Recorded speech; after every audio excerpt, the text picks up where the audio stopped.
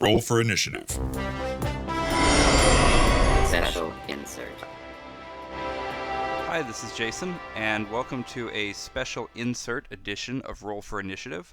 For this special insert, we're going back to Icon 30, which happened last week out here in New York, out at Stony Brook University in Long Island.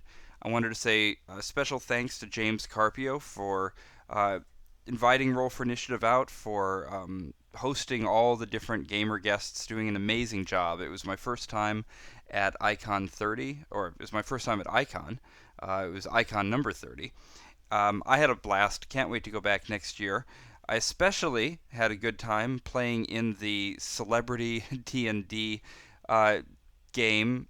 My inclusion really stretched the definition of celebrity to its outer limits, so I thank you, James, for including me among actual celebrities who were there. Chris Adams, George Strait, Michael O'Neill, Cam Banks, Aaron Rosenberg. Michael, thank you for DMing. It was great. And of course, last but not least, the man who actually wrote the rules we were playing with, Frank Mentzer. So we had a great time playing Redbox, OD&D, had a blast. And for this special insert, we have for you a talk that Frank Mentzer gave at Icon, and it's called Remembering Gary Gygax. It didn't work real well. We weren't in a real laughing dice rolling mood, but we played a little bit for Gary. And the family came together and said, this is cool. We ought to do this to remember Gary each year. So they started, they issued t-shirts really for that first weekend, which is a little macabre. This was the weekend that Gary died. And that was GaryCon 0, and now we're up to GaryCon 1, 2, and 3 after this, where the Gygax family and people get together, and their motto is that Gary was a guy who loved playing games. He was a guy who wanted to be remembered for playing games, not for writing games, not for diatribes in Dragon magazine, not for obstinate, weird choices of what to put in his games, like his polearm obsession or things like that. But a guy who enjoyed playing games, and I mean playing war games and board games, not role-playing so much. Role-playing came along later. It was his late-in-life thing. You know, we managed to dream up those little brown books back when. Gary pissed off a lot of people during his time, especially with his very stubborn and opinionated pieces in Dragon magazine and convention appearances and everything else. He wasn't a god. He wasn't anywhere near a god. He was a religious man. He was the father of a large family, mostly girls, to his chagrin. But he managed to switch that around in time. It started as all girls. Well, one boy and then a bunch of girls, and then he started tacking boys on there towards the end. So it didn't seem to be a genetic deficiency or anything. When the servicemen came back from World War II, go all the way back now, backspace here to the late 40s when Gary was growing up, 40s, 50s. A lot of Americans wanted to know what the battles were like, what the war was like. And if you've been a serviceman and seen combat, you don't want to talk about it. And you know you don't want to talk about it, and neither did they. And to compound that, the U.S. government was censoring all the news about the war while it was going on for very good security purposes. You know, you don't want to tell the enemy that you have huge forces moving in this part of the world. Nowadays, the satellites pick it all up. Back then, they didn't. So gaming clubs started up to play reenactments of World War II battles.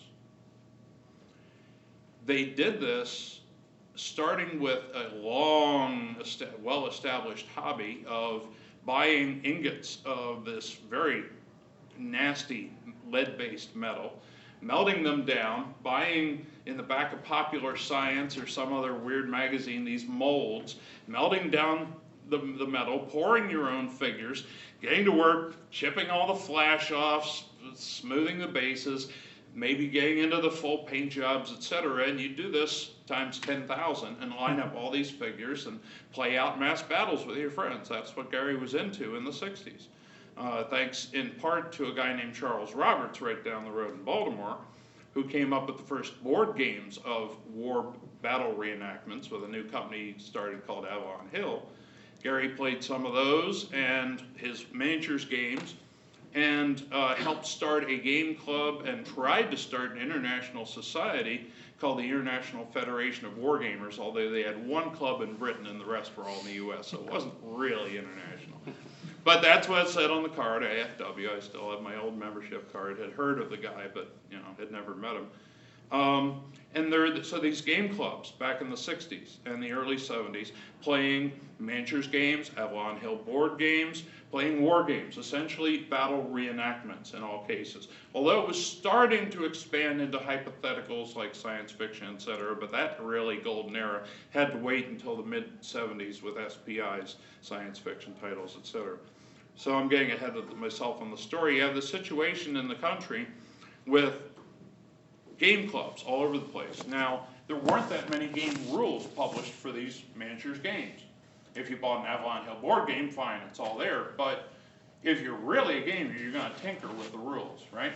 So you buy an Avalon Hill game and you play it once or twice. Well, what if, So Gary started tinkering with a game called Alexander the Great that Avalon Hill decided to publish.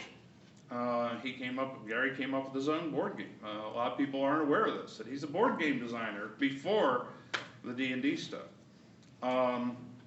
Some of Gary's works in that line were published by a little outfit down in Evansville, Indiana, who later, called Gygax Games, by the way, who later packed up and moved back to Maine, because it was just really a one-man operation, and he moved back home for the family.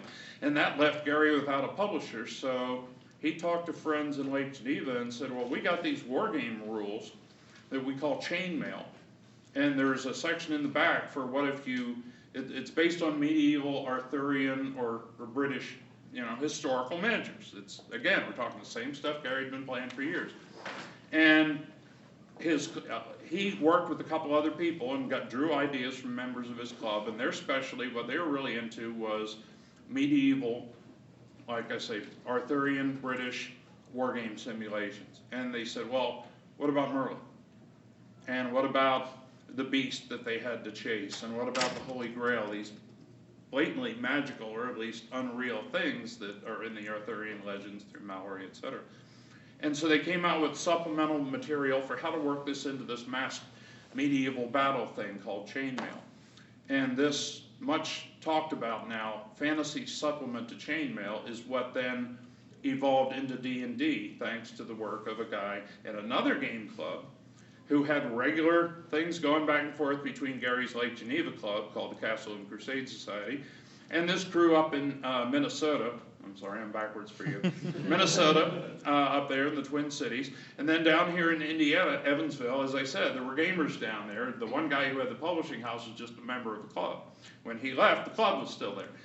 Now, what's between Minnesota, Twin Cities, and Evansville, Indiana, and then Chicago down the line here? Well, Lake Geneva, Gary's crew. So, well, why don't we get together at Gary's? You guys drive down from Minnesota, we'll drive out from Indiana. Because in this war game campaign that we've had going, and played by mail, sending diplomatic orders of nations and their medieval city-states and all sorts of things, occasionally diplomacy failed and you had to have a battle and fight it out and decide who was going to dictate the terms and change the face of that land at that point. So they would get together and play these out on big sand tables, use sand to imitate terrain, etc. Put sort of things, HO gauge trees and other scenery from your layouts, and just play in your miniature figures, which you've lugged all the way from Indiana or down from Minnesota. And in the course of these interactions, you get together for a weekend, play out these battles and determine that for your war game campaign, but then also toss around game ideas and sit down and play the new Avalon Hill game. They're all-around gamers. They try just about anything. And it was in these interactions that this guy named Dave Arneson from the Minnesota crew said, boy, this chainmail fantasy end is really neat. What do the leaders of the armies do on their day off, basically? And so he went back home and came up with it. Well, okay, you have these powerful individuals running around as individuals. Now, in the mass war game thing, one figure could represent 100, 5,000 troops, whatever. In Dave's variant, one figure represented one person, okay, these war leaders. And this ended up, the synergy between the two led to what was Dungeons and Dragons. Gary felt that since he found some money for some local people, published the first chain mails through Guiding Games in southern Indiana, then had to publish it himself, had to have a bigger company, more capitalization, more commitments, need more products. You see more things. Still war game products are appearing in the D&D books and all these supplements of that era. D&D starts to boom through the 70s. We're starting to talk millions of dollars. And Dave says, well, what about my contributions? And Gary says, well, I spent my life at this. I mean, thank you for your help, Dave, but that's that. And so it came to the legal fight, and the judge ended up deciding that without the spark of life that Gary provided, or that Dave provided to things, Gary would have produced a wonderfully detailed, fantastic war game. And it didn't become role-playing until Dave stepped in. And that's where a lot of the anguish in Gary's life came from, losing that lawsuit. I happen to believe the judges made the right decision. I knew both of the guys. I've been a Gygaxian all my life, and I would have leaned towards Gary for all the work that he put in building the company. But the judge said D&D would have just been another war game, like an Avalon Hill game or something like that, were it not for this role-playing element. And even though Dave didn't spend his life at it, didn't write much of that down, it was just ideas that then Gary took and published, nevertheless how that balanced out. So if you ever want to know that story and some of the inside dope on a fairly unbiased point of view, that's how it all happened. Now later, Gary lost control of TSR, got forced out by a gal that he had hired to be the administration assistant. She knew where the bodies were buried after she worked there for a year or two, made an inside deal with some other shareholders, ended up with majority control, and then that was that through the rest of the 80s and into the 90s. As I say though, Gary he had his ups and downs, building a multi-million-dollar, we're talking 10, 20, 30, 40 million a year. Building a company that size takes a lot out of you. And also, as Peter Atkinson, former head of Wizards of the Coast, can tell you, it takes a lot of equity. If any of you are business people, you start out owning the whole company. This is my company, isn't this great? And you need more money to expand. So, all right, you can buy in, and I'll sell a little bit of it to you, and then to you. And next thing you know, 5, 10 years have gone by, and you've sold 80, 90% of the company to get enough money in to make it all happen. And this really tore Gary, that he lost control of this creation of his that he felt was his. And he wrote some things in the heat of the moment and got a bad rep for some of it. A lot of Gary's reputation is this quarrelsome, irritable, egocentric, I did it all and nobody else deserves any credit, and you're all doing it wrong because you're not doing it my way. That sort of point of view. He wasn't really that way in person. It was part of his writing style and part of his flaws, frankly. So remembering Gary is bittersweet and is a mixed bag. He was an ordinary guy. He was a war gamer who became a role player. He was originally a failed shoemaker, an insurance salesman, a couple other things that just didn't work out for him. But then this happened to hit and his whole life changed. And yeah, we'd all like to have the problem, gee, it starts raining money, by the millions. But nevertheless, you say that, we all say that now, yeah, please, God, hit me with it. Go ahead, I'll deal with it. But it's going to rip your life up if something like that happens. And you can just imagine what that did to a big family, a religious man, a good man, who, for example, often would include co-author credits to people who didn't deserve it because they needed the money. This happened in at least half a dozen products, and I'm not going to spill any beans on that here because there's legal issues. But he was that kind of guy. Is there anything you wanted to know about Gary? Or my relations with him or whatever, but I'd rather keep the focus on Gary. Anybody? Just going to make me sit here and blab at you the whole time. That's fine. I can blab. How did Gary deal with the whole feeling of losing a product that he put so much time into Wassy? Well, first he lost it to a woman who I refer to as the Pog, the person who ousted Gygax. Because I do not feel that her name deserves memory in this hobby for what happened to TSR, D&D, the product lines, etc., under her control. From the business point of view, I think she made the right business decisions and funneled all the TSR money into her separate estate. Legally, entirely legally, she was too smart to screw that up. But that's essentially what I think happened. How he felt losing that to her, furious. And he went out and started a new company right away, New Infinities, and invited me and Kim Mohan to go join him and start that up in '86. And we were underfunded, and Gary underestimated his value as a target of opportunity to the POG. The only person who could have brought down TSR and D&D from their high horse, I think, would have been Gary and his creations. He still had enough personal fans of his works. So wherever he popped up, she had to keep whacking him like whack-a-mole until he was down and out of money and stayed down and out. And he didn't realize that fully and how much money was involved. So he got whacked down first with New Infinities, then he published Dangerous Journeys over with GDW, Game Designers Workshop, and they got sued and his product got stopped there. He tried one other and there was a lawsuit threatened, and at that point he was out of money and pretty much gave up. And he did not die rich. He certainly was living pretty much on what his wife Gail was bringing in from antique sales and a little bit of real estate sales in the last 5-10 years. So all that money went away.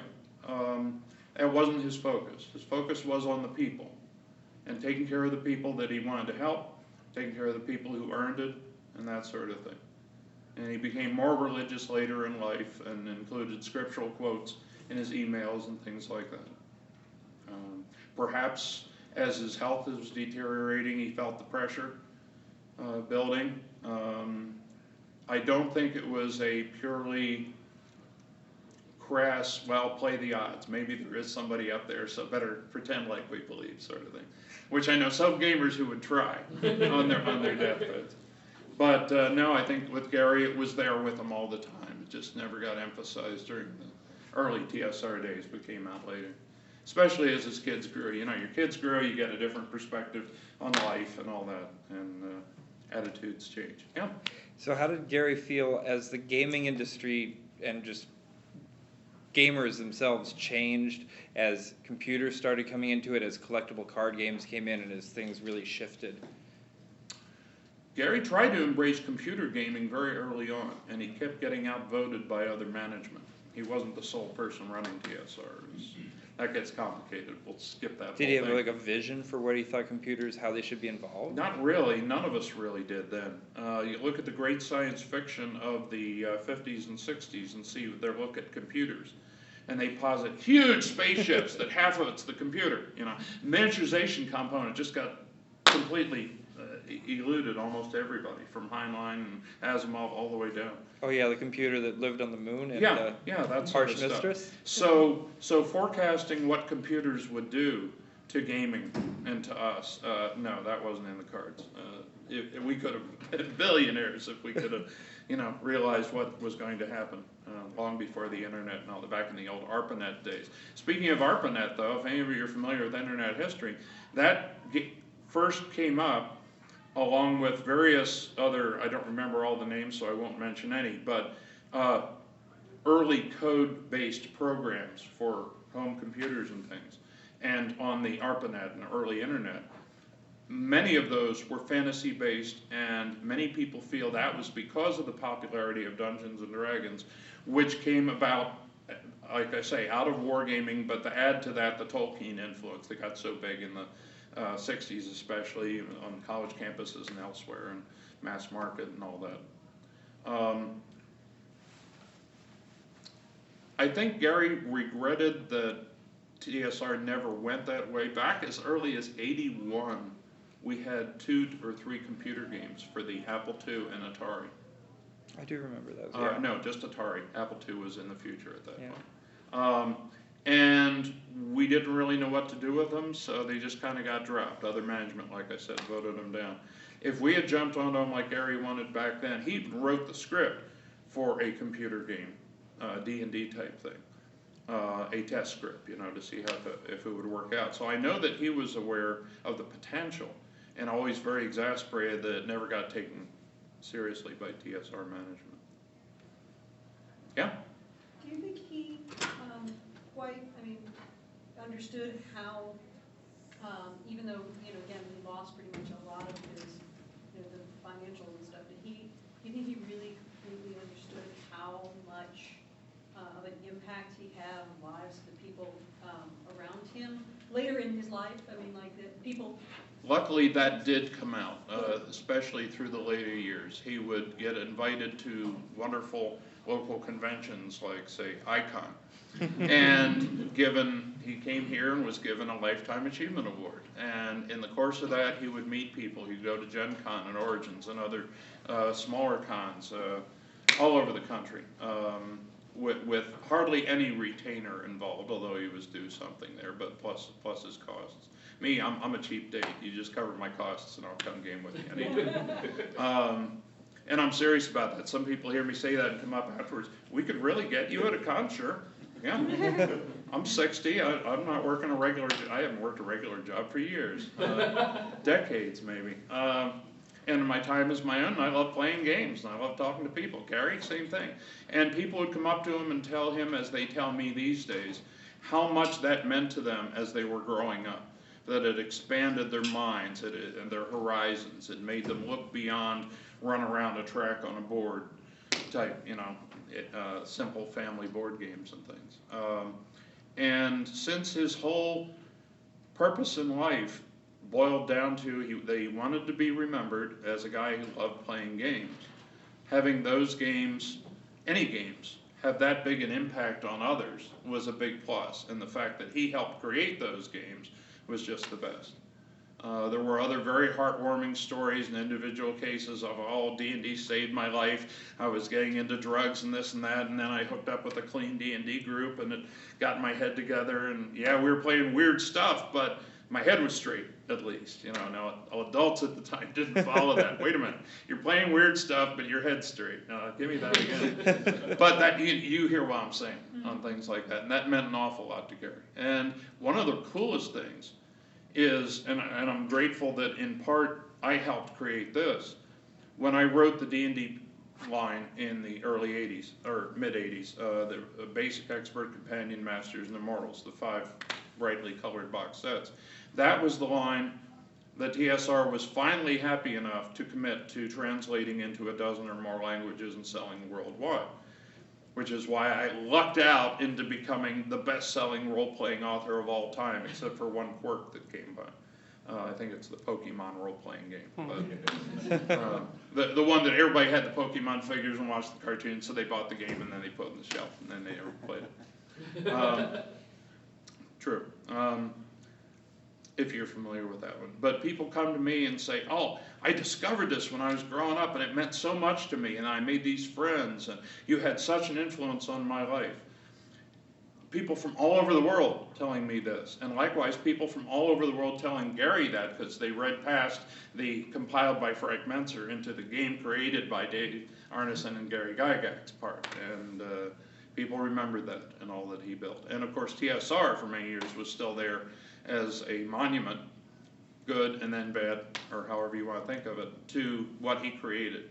And regardless of that corporate foulness or goodness, nevertheless, it did all get built by Gary, and there's no question about that. He was proud of that. I can talk to you any old time. Hang on a second. Yes, sir. I think there are a lot of people who are interested in the history of the hobby and got involved in, say, the late '80s and late '70s, early '80s. I think the holy grail for a lot of people would be Gary's Castle Greyhawk notes.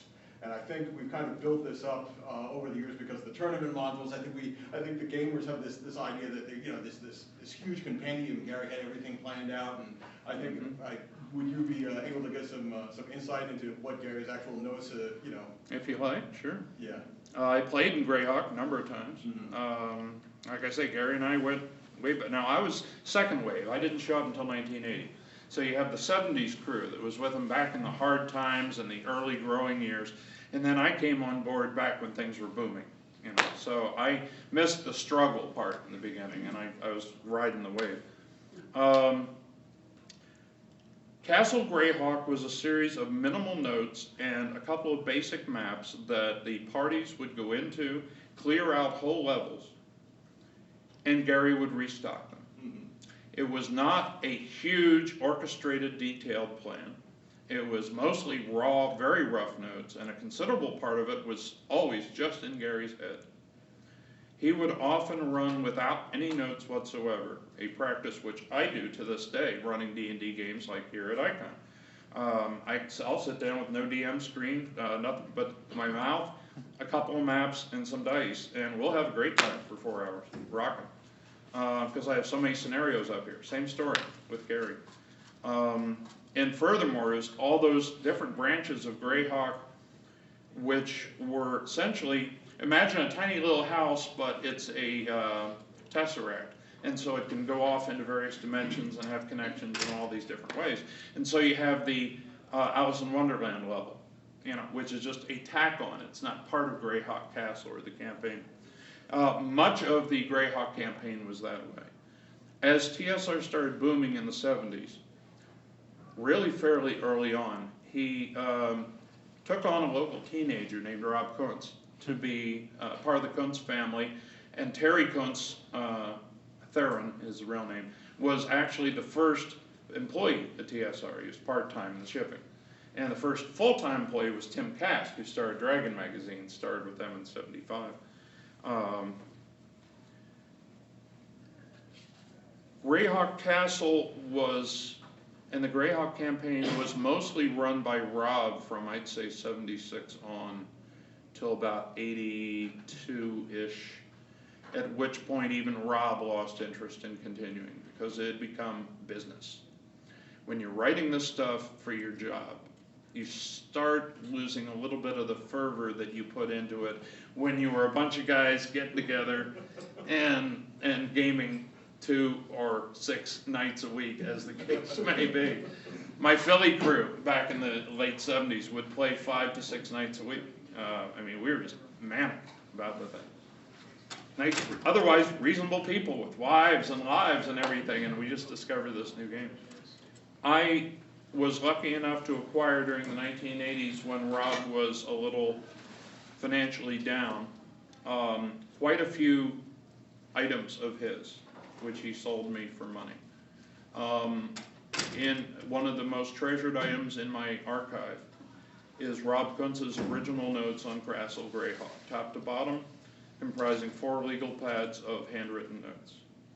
Unfortunately, I don't have much in the way of maps, but I have probably the largest chunk of Greyhawk that anybody has ever owned, from the original time to now. No, it's not for sale. But will you publish? No, and I won't publish, and I can't publish. That belongs to Rob.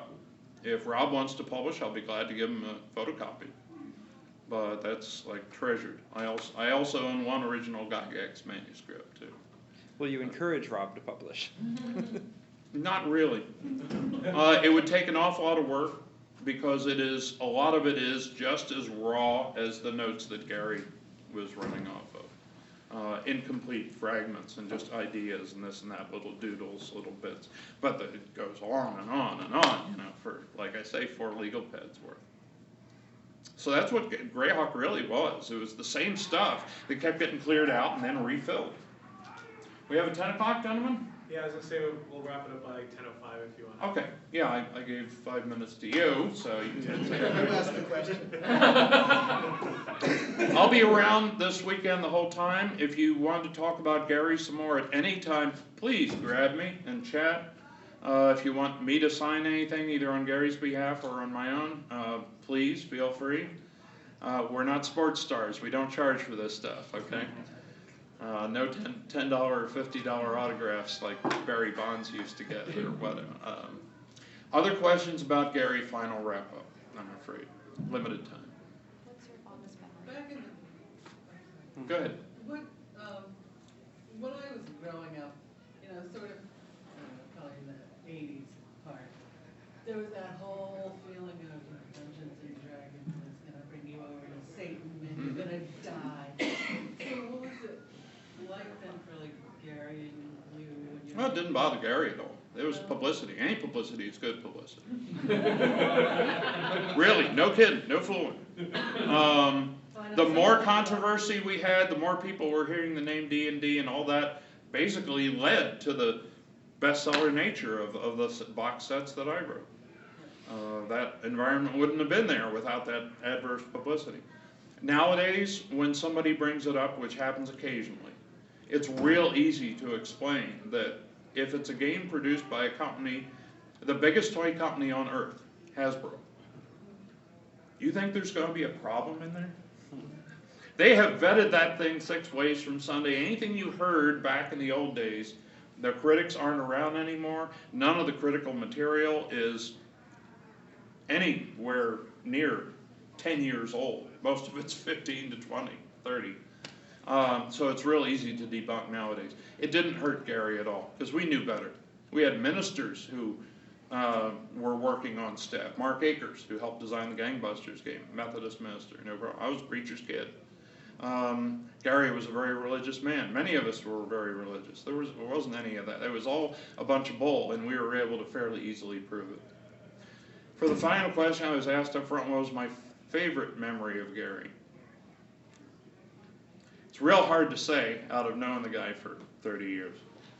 But one of my favorite incidents I'll tell you about was when I first started TSR and I got hired as an editor because Tom Mulbank got hired as the designer, the guy who wrote the 1981 version of D&D. And I was editing, and this new product came in. Mike Carr, the general manager, had written a module called Module B1, Into the Depths of the Earth. But it was in a piecemeal thing. He had to go through and stock it. Okay, it wasn't pick it up and play. It wasn't turnkey. So Gary wanted something turnkey, and he also wanted something more campaign-oriented, so he wrote Keep on the Borderlands. So I'm sitting there editing Keep on the Borderlands, and I noticed there is no church in the Keep, but there is a cleric in the Keep. So I asked my boss, Harold Johnson, I said, there's no chapel in the Keep. What do we do? He said, you go with it. Just deal with it, okay, accept it. And I said, but there has to be at least a little chapel. No, don't, Frank, leave it alone. I said, all right, I'll tell you what. I'll send something over to the boss and see if he likes it. And he said, oh yeah? Okay. Gary had the reputation of not reacting well to criticism. But I have used this example to school kids since. I did not criticize. I pointed out a flaw, and I offered a solution. And I've gotten this through conceptually to 5 to 8-year-olds, that if you just complain about something, nobody's going to take you seriously. But if you point it out and offer a solution, you're being proactive, you're building, you're positive instead of negative. So I wrote up the chapel in the Keep on the Borderlands and sent it over by interoffice mail. The design editing department was getting ready in their final plans for my farewell party. Assuming that what had happened before, I was told, was going to happen again. And it comes back with a note from Gary that says, yeah, it looks good, use it.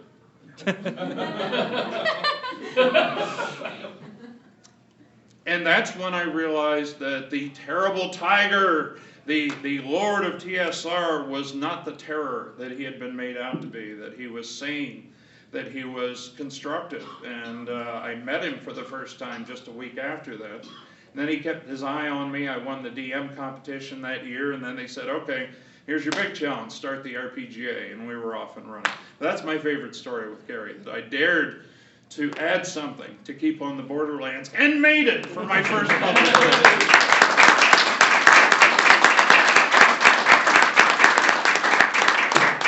I'll be around. Look me up. Ask me questions. Chat. I'm a gamer. And don't call me mister. I'm Frank. Roll for initiative. www.d20radio.com.